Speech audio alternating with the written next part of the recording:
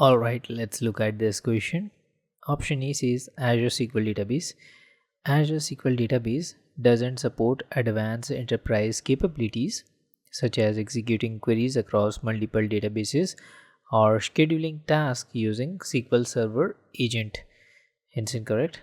We'll move to B. B says Azure Database for MySQL. Azure Database for MySQL uses a different engine than SQL Server 2019 Enterprise Edition, making it incompatible with workloads that depend on SQL Server specific features. Wrong choice. We'll move to C. C says Azure SQL MI, that is Managed Instance.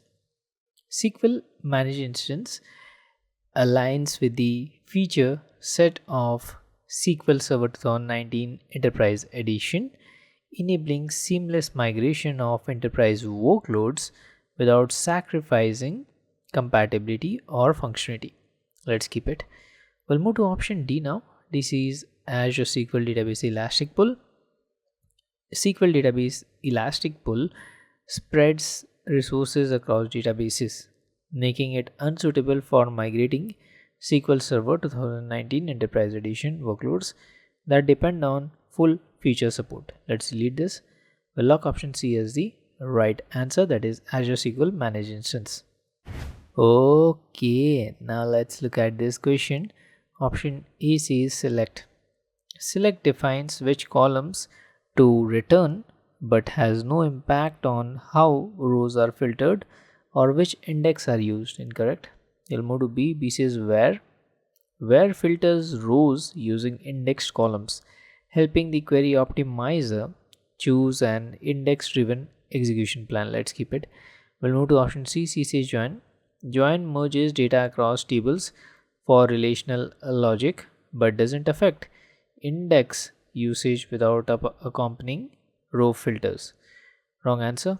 Let's lock option B where as the right answer. Alright, now let's look at this question.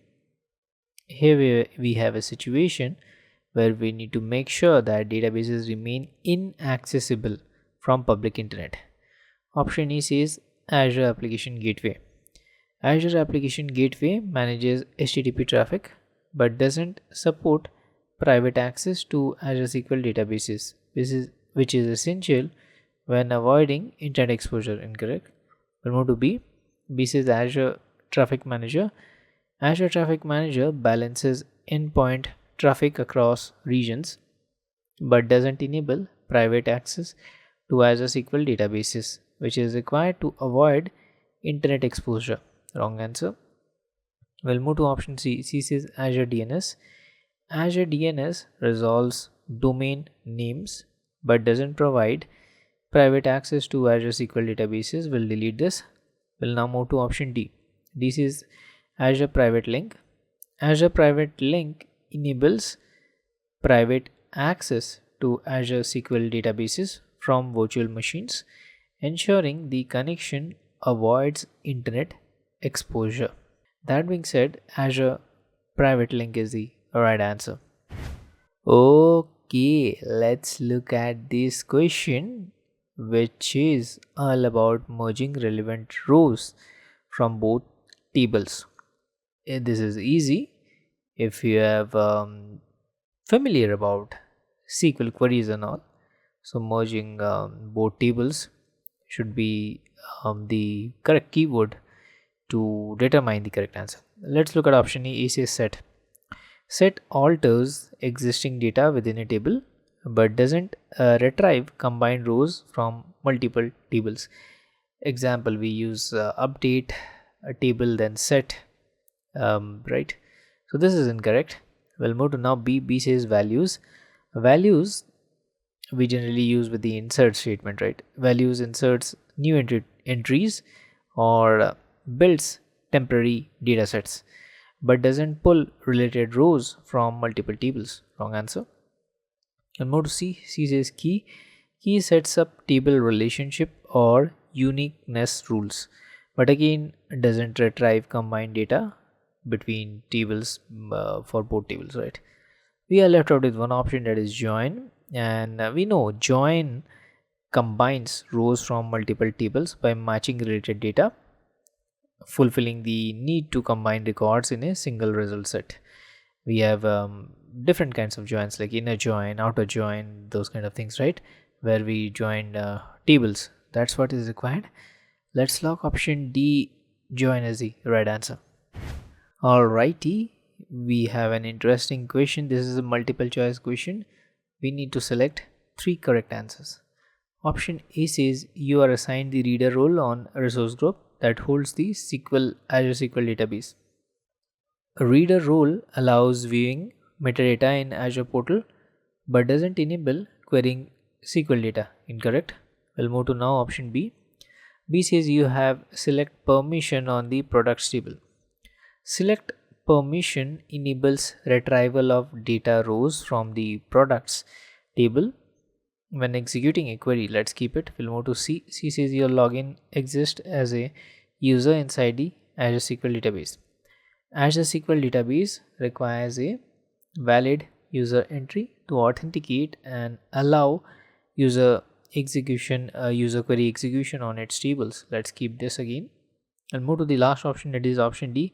Option D says your IP address is permitted in the firewall rules of the Azure SQL Server.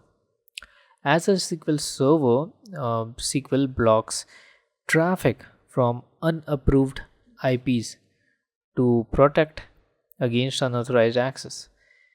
That being said, option B, C, and D are the right answers. Alrighty, now let's look at this question. This is all about read-only database replica. Option A says run reporting workloads without impacting live transaction processing. Reporting queries can be offloaded to the replica, preserving transactional throughput. Let's keep this. We'll move to B. B says perform compliance checks and monitor transactional activities. Compliance check and transactional monitoring depends on access to change tracking and metadata, which aren't available through a read-only database replica. Wrong answer. We'll move to now option C. C says ensure service continuity during a regional service disruption. Geo-replication is essential for maintaining service continuity during a regional disruption, which read-only database replicas alone cannot achieve. Wrong choice. Let's now move to option D. D says reduce data loss in case of unexpected failures. Improving recovery point objective during failures depend on backup and replication strategy, which read-only database replicas alone cannot fulfill. We'll delete this. We'll lock option A as the right answer. Alright, now let's look at this question. Option A says Microsoft SQL Server Data Tools. Microsoft SQL Server Data Tools enables visual schema design because it organizes development into offline projects and maintains version control for structured database builds. We'll keep it. We'll move to now B. B says SQL Server Management Studio, that is SSMS. SSMS is built for managing databases and running SQL queries, but it doesn't provide a graphical workspace for structured offline database design projects. Wrong answer. Let's move to option C. C says Azure Databricks. Databricks is built for large scale data processing and analytics, but again it doesn't offer graphical interface for offline database modeling or structured schema design. Wrong choice. Let's move to option D. D says Azure Data Studio. Azure Data Studio supports SQL scripting and dashboard creation, but it doesn't include a graphical modeling environment for offline project based database design. We'll delete this. We'll lock option A, Microsoft SQL Server Data Tools, as the right answer. Alrighty, now let's look at this question. This is all about Azure SQL Managed Instance versus Azure SQL Database. Option A says built-in high ability. Built-in high ability is offered by both platforms, so it doesn't set managed instance apart from Azure SQL Database. Wrong answer. We'll move to now B. B says native support for cross database queries and transactions. Native support for cross database queries and transactions lets managed instance handle multi database operation, a capability not available in Azure SQL database. Let's keep this. We'll move to C. C says system initiated automatic backup. System initiated automatic backups are handled by both services without manual setup. So they don't make managed instance unique compared to SQL databases. Wrong choice. We'll move to option D. This is support for encryption at rest. Support for encryption at rest is available in both services, so it doesn't make managed instance different from SQL database. We'll delete this. We'll lock option B as the right answer. Alright, now let's look at this question. This is all about multi-factor authentication. Option A says service principal authentication. Service principal authentication lacks multi-factor authentication enforcement because it relies on application credentials that operate without requiring user sign-ins. Incorrect. We'll move to B. B says Azure AD authentication. Active Directory authentication enables multi-factor authentication because it connects users through identity-based access that supports conditional access policies. Let's keep this. We'll move to now option C. C says SQL authentication. SQL authentication doesn't support MFA because it uses fixed credentials stored in the database without identity verification through external policies. Wrong choice. We'll move to D. D says certificate authentication. Certificate authentication doesn't support MFA because it verifies access using installed certificates without involving user identity checks or challenge response steps. We'll delete this. We'll lock option B as the right answer. Alright, now let's look at this question. This is all about IntelliSense for SQL queries. Option A says SQL CMD. SQL CMD doesn't offer IntelliSense or graphical interface, making it less suitable for streamlined query development. Incorrect.